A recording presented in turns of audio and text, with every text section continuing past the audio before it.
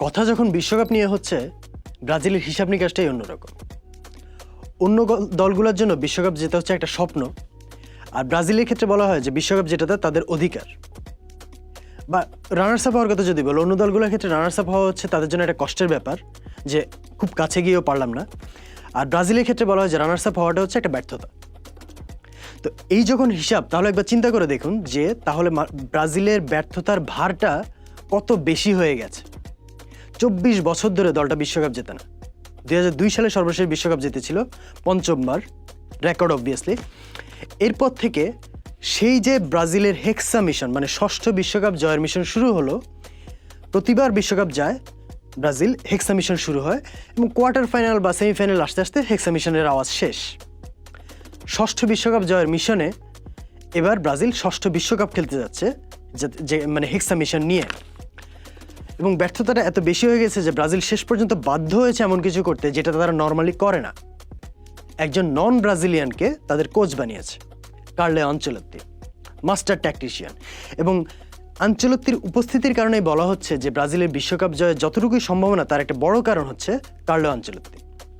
তো এটা নিয়ে আজকে আমরা কথা বলবো, কেন ব্রাজিল বিশ্বকাপ জিততে পারে বা কেন ব্রাজিল বিশ্বকাপ জিতবে না।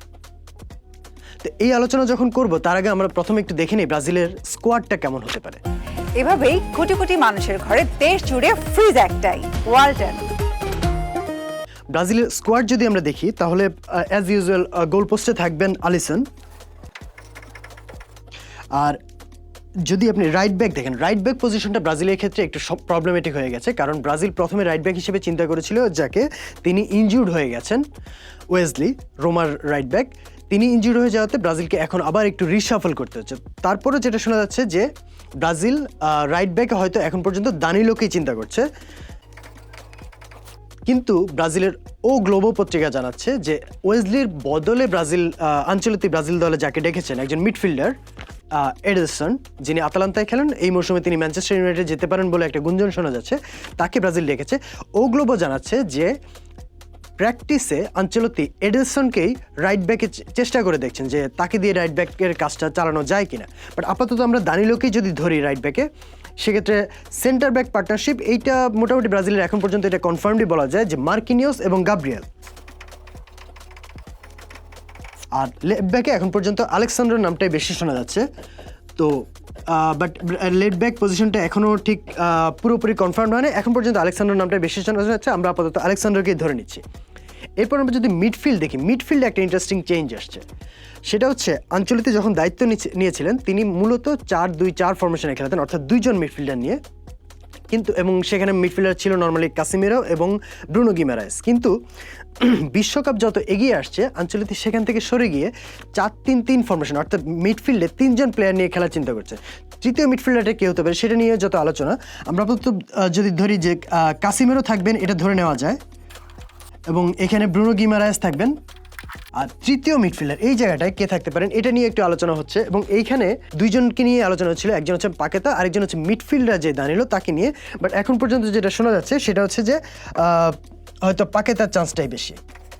আর এরপর যদি আমরা ফরওয়ার্ড লাইনে আসি, ফরওয়ার্ড লাইনে লেফট উইংয়ে ভিনিসিয়াস খেলবেন, এটা নিয়ে আপাতত কোনো সন্দেহের সম্ভবত কিছু নেই। আর রাইট উইংয়ে রাফিনিয়ার জায়গাও বলে দেওয়া যায় যে পাকা। আর মেইন স্ট্রাইকার হিসেবে যিনি খেলবেন, মেইন স্ট্রাইকার এখন পর্যন্ত যদি নেইমার ফিট থাকতেন, নেইমারকে আনচেলত্তি বিশ্বকাপ দলে ডেকেছেন এবং তিনি এই মুহূর্তে ইনজুর্ড, সো সেক্ষেত্রে ধরে নেওয়া হচ্ছে হয়তো তিনি প্রথম ম্যাচে খেলবেন, ইভেন সেকেন্ড ম্যাচে খেলতে পারবেন কিনা সেটা নিয়েও একটা সন্দেহ আছে, বা খেললে হয়তো পরে নামবেন। তো আমরা প্রথম 2 ম্যাচের দল যদি চিন্তা করি, সেক্ষেত্রে স্ট্রাইকার হিসেবে খেলার সম্ভাবনা বেশি কুনিয়ার। এবং তো এটাই হতে পারে ব্রাজিলের ফরমেশন। এবং নেইমার যদি ফেরেন, সেক্ষেত্রে ধারণা করা হচ্ছে হয়তো এই যে কুনিয়ার যে জায়গাটা, এই জায়গাটাতেই হয়তো নেইমার খেলার সম্ভাবনাটা সবচেয়ে বেশি। তো এটা হচ্ছে ব্রাজিলের ফরমেশন। এখন আপনি যদি ব্রাজিলের এই পুরো স্কোয়াডটা দেখেন, আমরা একটা জিনিস খুব বেশি করে চোখে পড়ে, সেটা হচ্ছে আপনি অন্য যে বিশ্বকাপ জিততে পারার মতো যে দলগুলো আছে সেগুলোর সঙ্গে যদি আমরা একটু কম্পেয়ার করি, ফ্রান্সের যদি আপনি দেখেন সব জায়গায় স্টার্স, এবং কিলিয়ান এমবাপ্পে আছেন যদি আপনি সুপারস্টার চিন্তা করেন। আর্জেন্টিনা যদি চিন্তা করেন, সেক্ষেত্রে মেসি আছেন। স্পেন যদি চিন্তা করেন, লামিন ইয়ামাল আছেন। ব্রাজিলের ক্ষেত্রে আপনি একটা জায়গায় একটু আটকে যেতে হবে, সেখানে হচ্ছে, হ্যাঁ আপনি বলতে পারেন যে এখানে তো ভিনিসিয়াস আছেন, কিন্তু ভিনিসিয়াসের ক্ষেত্রে যে প্রবলেমটা হয়, ভিনিসিয়াসের ক্ষেত্রে বলা হয় যে ভিনিসিয়াস রিয়াল মাদ্রিদের হয়ে যতটুকু ভালো খেলেন, ব্রাজিলের হয়ে এখন পর্যন্ত তিনি সেভাবে খুব বেশি ম্যাচ, হাতে গোনা কয়েকটা ম্যাচ ছাড়া তিনি ব্রাজিলের হয়ে সেভাবে ভালো খেলতে পারেননি। সো সেক্ষেত্রে ব্রাজিলের যদি আপনি পুরো টিমটা দেখেন, সেই অর্থে নেইমার ফেরার আগ পর্যন্ত, ইভেন নেইমারও আপনি যদি এখন চিন্তা করেন, নেইমার ঠিক এখন এই মুহূর্তে তিনি আর ঠিক বিশ্ব ফুটবলের সুপারস্টার লেভেলে আর নেই। তিনি এখন যদি বলতে পারেন সেক্ষেত্রে হয়তো ফলেন একজন স্টার বলতে হবে।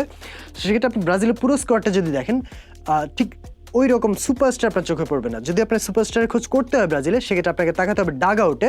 কার্লো আনচেলত্তি, যার ক্ষেত্রে বলা হচ্ছে মাস্টার ট্যাকটিশিয়ান, এবং তিনি কি করতে পারেন এটা নিয়ে ইউরোপিয়ান ক্লাব ফুটবল নিয়ে যাদের ধারণা আছে তাদেরকে তো আর আসলে নতুন করে বলার কিছু নেই।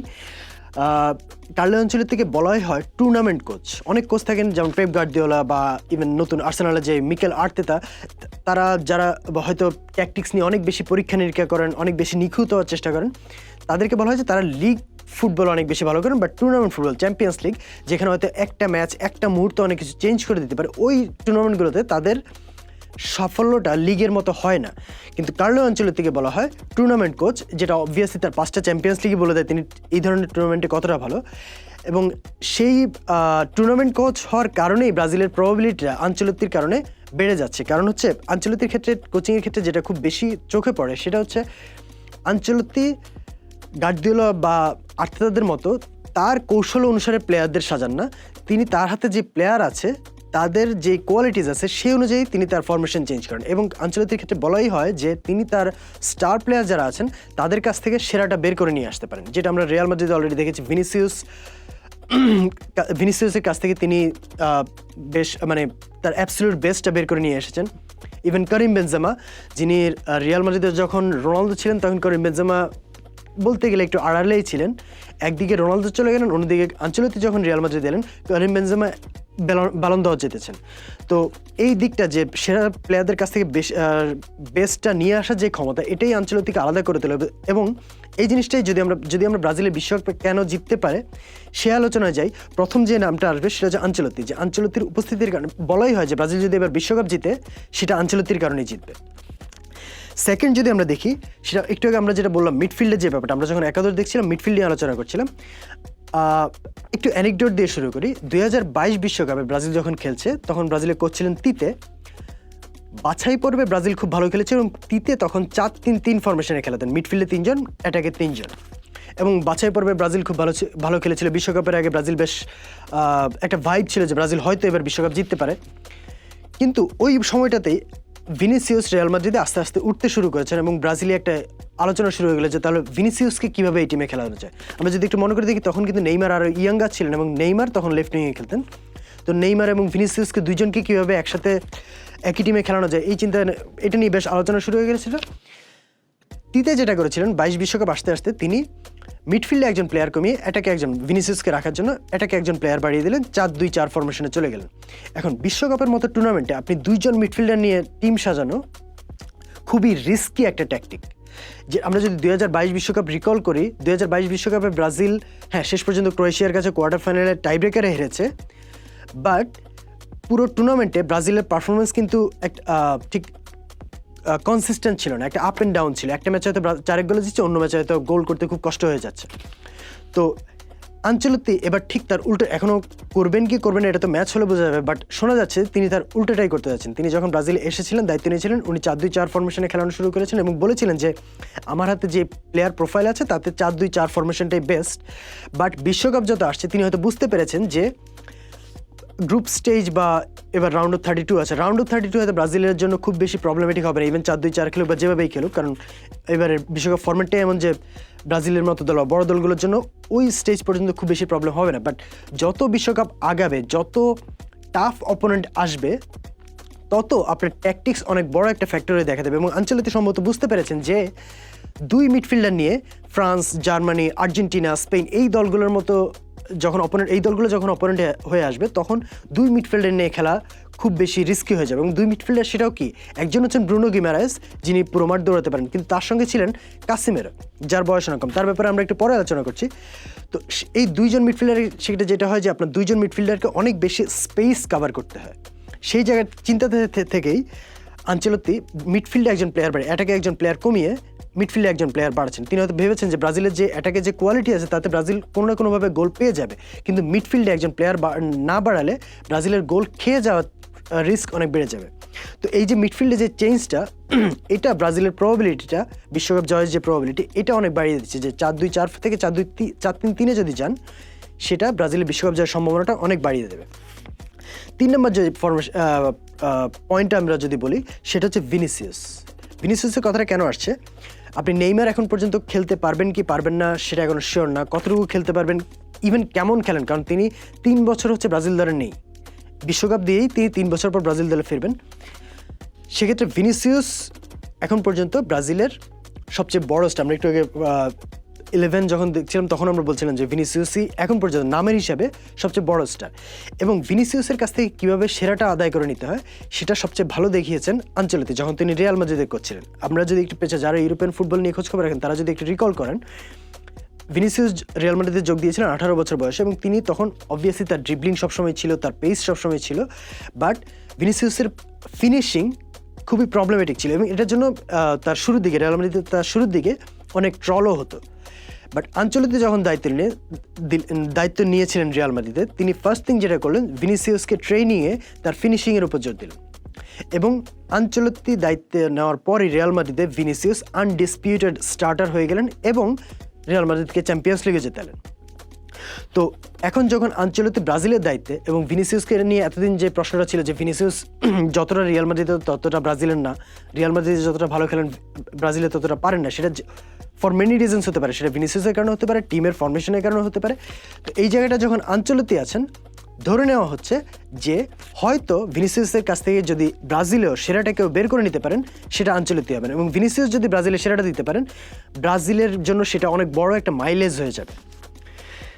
এরপর যদি আমরা ব্রাজিলের টিমের কম্বিনেশনের দিকে যদি একটু দেখি, আপনি আনচেলত্তি যে কাজটা খুব ভালো করেছেন সেটা হচ্ছে, আপনি ব্রাজিলের টিমে যদি দেখেন, ব্রাজিলের টিমে এন্দ্রিক বা রায়ানের মতো টিনেজ প্লেয়ার আছেন, ভিনিসিয়াস বা রাফিনিয়ার মতো একেবারে ক্যারিয়ারের পিকে থাকা, ক্যারিয়ার চূড়ায় থাকা প্লেয়ারও আছেন, আবার অন্যদিকে মার্কিনিওস, নেইমার বা কাসিমেরোর মতো এক্সপিরিয়েন্সড প্লেয়ারও আছেন। ড্রেসিং রুমের জন্য এটা খুব ভালো একটা, এই ব্লেন্ডটা যে এক্সপিরিয়েন্স এবং ইউথের যে ব্লেন্ড, এটা ড্রেসিং রুমের জন্য খুব ভালো কম্বিনেশন বানায়, এবং আনচেলত্তি মেক শিওর করেছেন যে ব্রাজিলের ড্রেসিং রুমে অন্তত সেই জিনিসটা থাকছে। তো এই জিনিসটা টুর্নামেন্টের মতো, মানে বিশ্বকাপের মতো টুর্নামেন্ট, যেখানে ছোটো ছোটো মাইনর ডিটেলস বা একটা ম্যাচ হেরে গেলে বা একটা ম্যাচ একটু খারাপ পারফরমেন্স, একটু জিতে গেলে হয়তো পারফরমেন্স খারাপ হলো, এই জিনিসটা পরের ম্যাচ হয়তো একটা ইম্প্যাক্ট ফেলতে পারে। এখানে ড্রেসিং রুমের এই এনভায়রনমেন্ট, যে ইউথ এবং এক্সপিরিয়েন্স, এই ব্লেন্ডটা, এই জিনিসটা ব্রাজিলকে একটা বড় সুবিধা করে দিতে পারে। তো এটা তো এতক্ষণ পর্যন্ত যেটা আমরা আলোচনা করলাম সেটা হচ্ছে অল গুড অ্যান্ড ফাইন, যে ব্রাজিল কেন বিশ্বকাপ জিততে পারে। এখন যদি আমরা দেখি যে ব্রাজিল কেন বিশ্বকাপ জিতবে না, কেন ব্রাজিলের এখন পর্যন্ত, আপনি যদি ব্রাজিলের বিশ্বকাপ প্রেডিকশন দেখেন, বিশ্বকাপ কারা জিততে পারে সেই হিসেবে স্পেন, ফ্রান্স এরা সবচেয়ে বেশি আগানো, এরপর হয়তো আর্জেন্টিনা আছে বা ইংল্যান্ড আছে, এরপর হয়তো জার্মানি বা ব্রাজিলকে রাখা হচ্ছে প্রায় বেশিরভাগ বেটিং ইয়েতেই বা প্রবাবিলিটি হিসেবে, ইভেন সুপার কম্পিউটারের অ্যানালাইসিসে এই জিনিসটাই আসছে যে ব্রাজিল অনেক পিছিয়ে। কেন ব্রাজিল পিছিয়ে, কেন ব্রাজিলের বিশ্বকাপ জয়ের সম্ভাবনা কম বলা হচ্ছে, বা কেন ব্রাজিল বিশ্বকাপ জিতবে না, এই জিনিসটা যদি আমরা যাই, প্রথমে যে জিনিসটা চোখে পড়বে সেটা হচ্ছে একজন প্রপার নাম্বার 9-এর অনুপস্থিতি। এটা ব্রাজিলের জন্য একটু দুঃখেরই ব্যাপার যে ব্রাজিল এমন একটা দেশ যাদের হিস্ট্রিতে সবসময় প্রপার একজন নাম্বার 9 ছিল, সেটা রোনালদো বলুন, রোমারিও বলুন, বেবেতো বলুন, বা আপনার আদ্রিয়ানো বলুন, সবসময় একজন প্রপার নাম্বার 9 ছিল। বাট গত 15 বছর বললাম, 10-12 বছর ব্রাজিল প্রপার নাম্বার 9 ছাড়াই খেলছে। আপনি যদি 2014 বা ইভেন 2010 বিশ্বকাপে দেখেন যে ফ্রেড বা Richarlison, no disrespect to them, but এরা ব্রাজিলের স্ট্যান্ডার্ডে, ব্রাজিল হিস্ট্রি যদি আপনি দেখেন, ওই স্ট্যান্ডার্ড ব্রাজিলের নাম্বার 9 জার্সির জন্য কতটুকু প্রপার স্ট্রাইকার, এটা নিয়ে আপনার কোশ্চেন থাকবে। এবং ব্রাজিল এই বিশ্বকাপগুলোতে কিন্তু ভুগেছে, এর একটা বড় রিজন ব্রাজিলে একজন প্রপার স্ট্রাইকার না থাকে। এবারও আপনি যদি দেখেন, আমরা এতক্ষণ পর্যন্ত যে আলোচনাগুলো করছি সবই হচ্ছে উইঙ্গার নিয়ে বা মিডফিল্ডার নিয়ে, রাফিনিয়া, ভিনিসিয়াস বা নেইমার, এরা সবাই উইঙ্গার। এরপর যদি আপনি স্ট্রাইকার দিকে থাকেন, মাতিস কুনিয়া আছেন, উনি striker but he is not a proper striker, উনি বক্স স্ট্রাইকার না, উনি হচ্ছেন মাতিস কুনিয়া একটু নিচে নেমে খেলতে পছন্দ করেন, নিচ থেকে এরপর বল নিয়ে উঠতে পছন্দ করেন। এরপর ইগো থিয়াগো আছেন, তিনি হয়তো বক্স প্রেজেন্স তার ভালো, বাট উনি ব্রাজিলের হয়ে এখন পর্যন্ত খেলেছেন মাত্র 4টা ম্যাচ, তার 2টা গোল করেছেন, that is which is good, but তার এখন পর্যন্ত আপনি যদি মিনিট দেখেন ব্রাজিল হয়ে তিনি এখন পর্যন্ত 150 মিনিটের মতো খেলেছেন।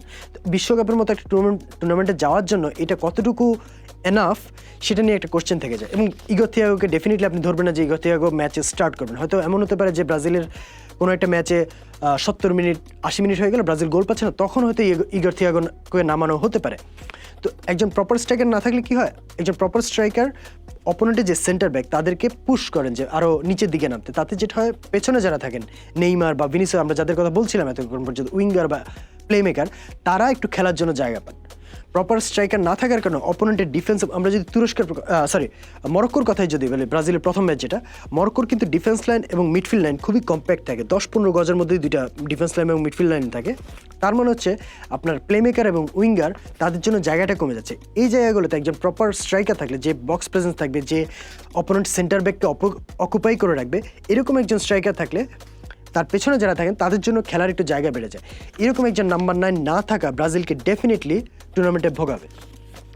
এরপর যদি আমরা দেখি অ্যাটাক স্ট্র্যাটেজি নিয়ে যদি আমরা কথা বলি, এখন পর্যন্ত আপনি দেখেন ভিনিসিয়াস লেফট উইংয়ে টাচ লাইনে থাকতে পছন্দ করেন, টাচ লাইনে উনি বল পেয়ে তারপর তিনি ভেতরে ঢুকতে পছন্দ করেন।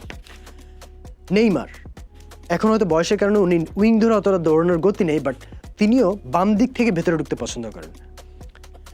রাফিনিয়ার কথা যদি আমরা বলি, রাফিনিয়াকে ব্রাজিল রাইট উইংয়ে খেলাবে, বাম্পায়ার প্লেয়ার, তিনি রাইট উইংয়ে খেলতে পারেন, কিন্তু রাফিনিয়াও লেফট উইংয়ে খেলতে অবস্থা। বার্সেলোনায় তিনি লেফট উইংয়ে খেলেন, লামিন ইয়ামাল রাইটে খেলেন, রাফিনিয়ার লেফটে, এবং লেফটেই তার বেস্ট ফুটবলটা আসে।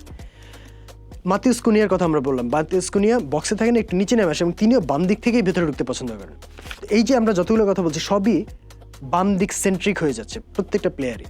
এদেরকে আপনি হয়তো ফরমেশনের কারণে অবভিয়াসলি তারা টপ লেভেলে খেলেন, তারা যে কোনো জায়গায় খেলতে পারেন, বাট এক একজনের কমফোর্টের যদি আমরা দেখি সবাই বাম দিকটা থেকে খেলতে কমফোর্টেবল, তাহলে রাইটে কে খেলবেন? এখানে ব্রাজিলের একটা বড় সমস্যা হয়ে গেছে এস্তেভাওয়ের ইনজুরি। এস্তেভাও চেলসির রাইট উইংয়ের বেশ প্রমিজিং একজন প্লেয়ার, এবং বলা হচ্ছিল যে ব্রাজিলের এবার একটা রাইট উইংয়ে একটা বড় অস্ত্র হতে পারতেন তিনি, কিন্তু বিশ্বকাপের ঠিক আগেই তিনি ইনজুর্ড হয়ে গেলেন এবং বিশ্বকাপ থেকে ছিটকে গেলেন।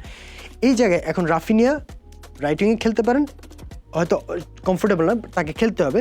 এর বাইরে এন্ড্রিক আছেন, এন্ড্রিক ঠিক আপনি তাকে রাইট উইঙ্গার বলতে পারেন না, তিনিও ওই যে ভিনিসিয়াস বা নেইমারের মতো ডান দিক থেকে ভেতরে ঢুকতে পছন্দ করেন, এবং সেটাও তার অকুপাই করা যে স্পেসটা সেটা ঠিক টাচ লাইন না, সেটা হয়ে যায় বক্সের আশেপাশে।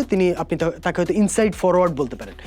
এই যে প্রত্যেকটা জায়গায় যেটা আপনি দেখছেন পজিশনিংয়ের নিয়ে একটা আঞ্চলিককে অনেক বেশি মাথা ঘামাতে হবে, এবং এই জায়গাগুলোতে তাতে যেটা প্রত্যেকটা প্লেয়ারই যখন কনভার্জ করেন তখন অপোনেন্ট ডিফেন্সের জন্য এদেরকে কি বলবো ঠেকিয়ে রাখা অনেক বেশি সহজ হয়ে যায়, কারণ খেলাটা অনেক বেশি মাঠের মাঝখানের দিকে গড়িয়ে পড়ে।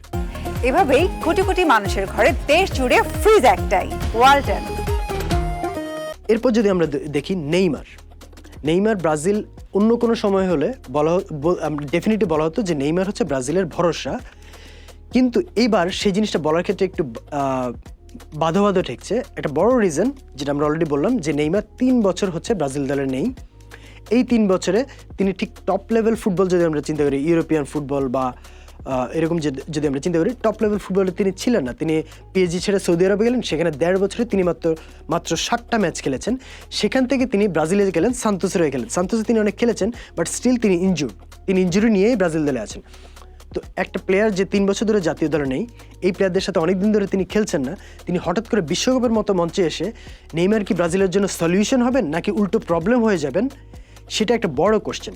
এই কোশ্চেনটার অ্যান্সার কি আসে যদি আপনি নেইমারের খেলার ধরনটা দেখেন। নেইমার আপনি 2014-15 ওই সময় যদি দেখেন, নেইমারের ফিজিক্যালিটি যদি দেখেন, নেইমার অনেক লিন ছিলেন, এবং নেইমারের মতো যে নিম্বল ফিট প্লেয়ার যারা খুব দ্রুত মুভ করতে হয়, যাদের পায়ের মুভমেন্ট খুব দ্রুত হয়, তাদের আপার বডিও একটু যদি লিন থাকে সেটা তাদের জন্য সুবিধা। কিন্তু গত কয়েক বছর স্পেশালি কোভিডের পর থেকে নেইমারের ফিজিক্যালিটি একটা এত বয়স বেড়েছে, সেটার জন্য একটু চেঞ্জ আসবে। প্লাস আই গেস তার কোনো ট্রেনিংয়ে অন্য কোনো হয়তো চেঞ্জ এসেছে, যেটার কারণে তার আপার বডি একটু আগের চেয়ে আপনি যদি 2014-15 বা 17-18 ওই সময়ের সঙ্গে যদি তুলনা করেন, তার আপার বডি একটু ভারী হয়ে গেছে, যেটা তার স্পিডে, তার ড্রিবলিংয়ে একটা বড় প্রবলেম ক্রিয়েট করতে পারে। সেটা যদি হয় সেটা ব্রাজিলের জন্য একটা বড় মাথা ব্যথা এবং সেক্ষেত্রে নেইমারকে না খেলানো সেটা আঞ্চলিকদের জন্য একটা চাপ, আবার নেইমারকে খেলানো তিনি যদি পারফর্ম করতে না পারেন সেটা ব্রাজিলের জন্য অনেক বড় একটা সমস্যা হয়ে দেখা দেবে। এরপর যদি আমরা আসি কাসিমেরো, আমরা একটু আগে কাসিমেরোর কথা বলছিলাম যে আমরা পরে কথা বলবো। কেন কথা বলবো? কারণ হচ্ছে ব্রাজিল যখন দুই মিডফিল্ডার নিয়ে খেলছিল তার একজন ছিল ব্রুনো গিমারেস, আরেকজন হচ্ছেন কাসিমেরো। কাসিমেরো অনেক বয়স হয়ে গেছে, তার গতি আর আগের মতো নেই এবং কাসিমেরোর কারণেই কিন্তু অ্যাকচুয়ালি ব্রাজিল আঞ্চলিকে দুই মিডফিল্ডারের জায়গায় তিন মিডফিল্ডার খেলাতে হচ্ছে। বাট স্টিল কাসিমেরোকে নিয়ে যেই প্রশ্নটা থাকছে, তার ডিফেন্সিভ মিডফিল্ডে তার চেয়ে বেটার অপশন এই মুহূর্তে ব্রাজিলের হাতে নেই। ফাবিনিও আছেন, কিন্তু ফাবিনিও চেয়ে কাসিমেরো বেটার। সো ডিফেন্সিভ মিডফিল্ডার হিসেবে খেলাতে হলে কাসিমেরোকেই খেলাতে হবে। কিন্তু জাস্ট ইমাজিন যে কোয়ার্টার ফাইনাল বা সেমিফাইনাল বা এরকম কোনো একটা স্টেজে ফ্রান্স বা স্পেনের সাথে ব্রাজিলের ম্যাচ পড়লো এবং এমবাপ্পে বা ইয়ামালের মতো কেউ কাসিমেরোর সঙ্গে 1-on-1 একটা ব্যাটেলে গেলেন, সামনে প্রচুর জায়গা এবং এখান থেকে ছুটে গেলে হয়তো ব্রাজিলের জন্য রিস্কি হতে পারে। সেই জায়গায় কাসিমেরো কতটুকু এমবাপ্পে বা ইয়ামালের মতো প্লেয়ারের সঙ্গে দৌড়ে তাল মিলাতে পারবেন, কতটুকু তাদেরকে কন্টেইন করতে পারবেন, এইটা ব্রাজিলের জন্য একটা বড় মাথা ব্যথা। এবং এই জায়গাটাতে ব্রাজিলের বিশ্বকাপ জেতা এবং হারার একটা বড় ডিফারেন্স তৈরি হয়ে যেতে পারে। এরপর যদি আপনি দেখেন ব্রাজিলের গত কয়েক ইভেন আমরা যদি বলি 2022 বিশ্বকাপের পর থেকেই যদি আমরা ব্রাজিলের পারফরমেন্স দেখি, ব্রাজিল এর মধ্যে দিয়ে 3 বার কোচ চেঞ্জ করেছে, ফাইনালি আঞ্চলিকতে এসে তারা সওয়ার হয়েছে।